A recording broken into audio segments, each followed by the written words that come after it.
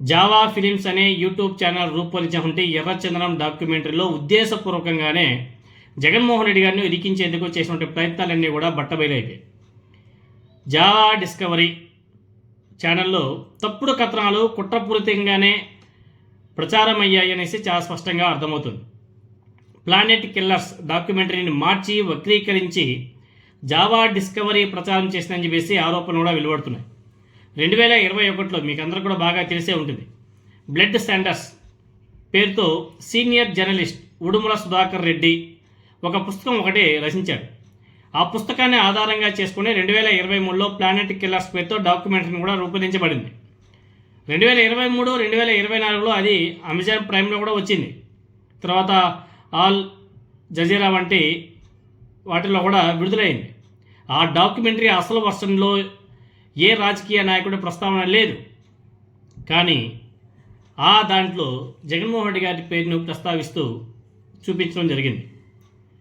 దానికి తాను చెప్పని తన పుస్తకంలో లేని అంశాలను జావా డిస్కవరీ కొత్తగా చేర్చడం మీద ఆయన ఉడుమల సుధాకర్ రెడ్డి గారు ఆగ్రహం వ్యక్తం చేశాడు.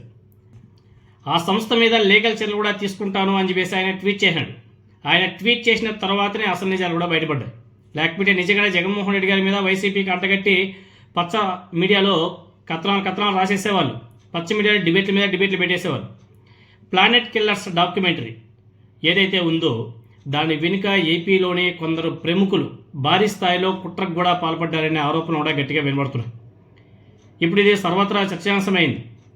అసలు రచయిత డాక్యుమెంటరీ మీద అభ్యంతరం వ్యక్తం చేయడంతో ఈ వ్యవహారం మొత్తం కూడా బయటపడింది, మరింత వివాదాస్పదమైంది.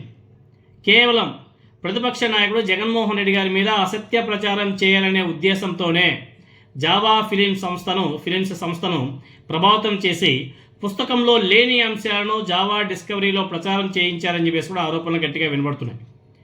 ఆ ప్రచారాన్ని ఆధారంగా తీసుకొని ఇక్కడ తెలుగుదేశం పార్టీ జగన్మోహన్ రెడ్డి గారి మీద బురద జల్లే ప్రయత్నం కూడా చేసింది అనేసి చాలా స్పష్టంగా అర్థమవుతుంది.